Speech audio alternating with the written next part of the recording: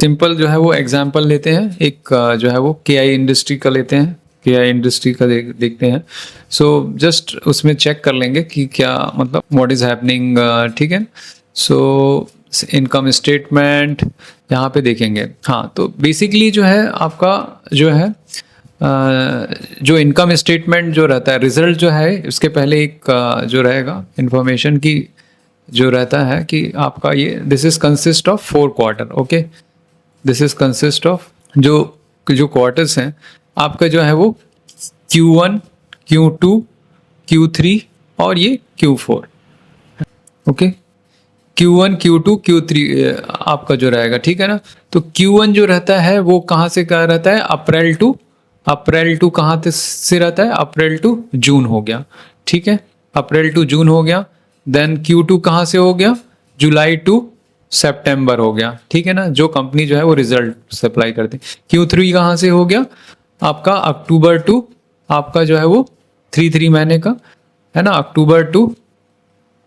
अक्टूबर to दिसंबर हो गया।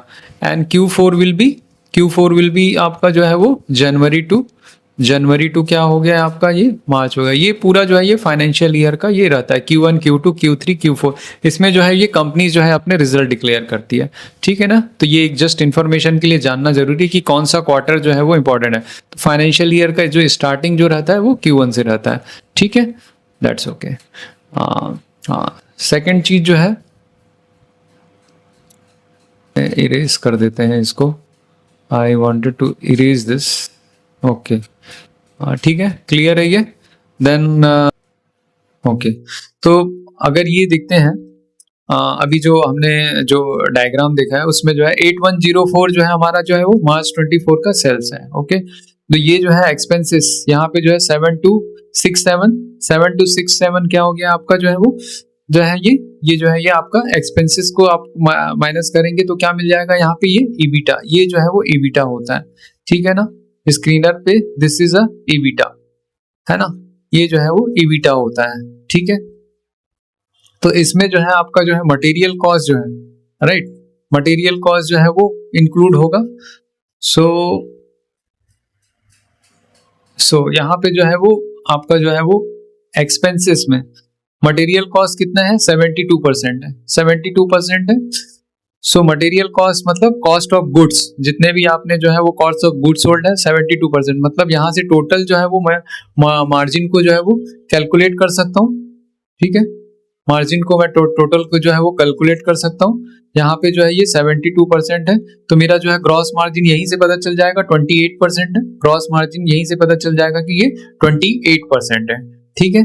And then उसके बाद जो है इसमें से जो है और आपके जो है कॉस्ट जो है वो sales general and administrative cost को जो है ये जो है मैन्युफैक्चरिंग कॉस्ट, एम्प्लॉय कॉस्ट और अदर कॉस्ट को जो है हम जब ये डिक्रीज करेंगे तो यहाँ पे जो है आपका जो है टोटल ईबिटा जो है आपका मिलेगा 10% जो है, ठीक है ना। ईबिटा मार्जिन जो कितना मिलेगा, 10% मिलेगा, ठीक है ना। ये जो है ये बेसिक ऑफ ये किसी भी जो है आपका जो है कॉस्ट ऑफ गुड्स को सेल करेंगे यहाँ पे ग्रॉस मार्जिन, तो यहाँ पे डायरेक्टली जो है वो कंपनी का जो है सारी कंपनी का ग्रॉस मार्जिन चेक कर सकते हैं, ठीक है।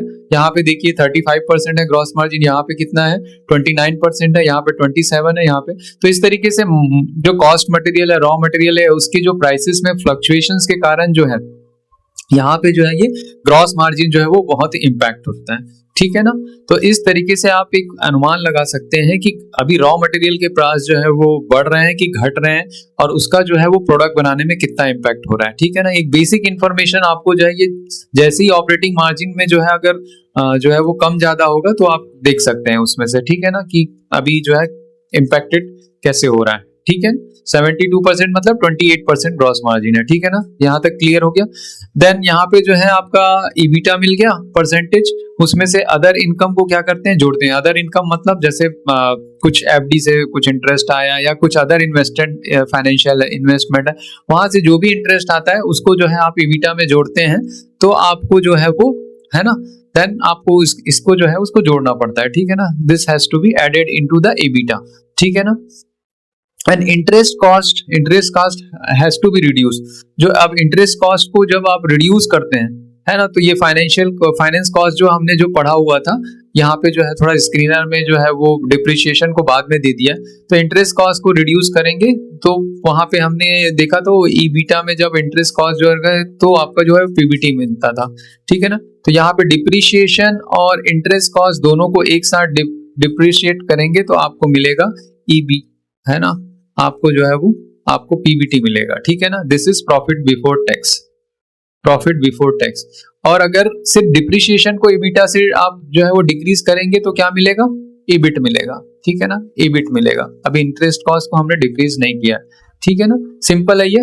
एक उसी तरीके से जो हमने फ्लो डायग्राम देखा था, है ना, है ना, उसी को है ना। तो यहाँ पे ये पीबीटी है ना, देन उसके बाद जो आप इसमें से टैक्स को रिड्यूस करेंगे 24 है तो आपका जो है वो नेट प्रॉफिट मिलेगा। और जो है नंबर ऑफ आउटस्टैंडिंग शेयर को जो है अगर आप डिवाइड करेंगे तो आपका नंबर ऑफ आउटस्टैंडिंग शेयर को डिवाइड करेंगे तो ईपीएस मिलेगा, ठीक है ना। तो दिस इज एक फ्लो है ना, फिर से एक देख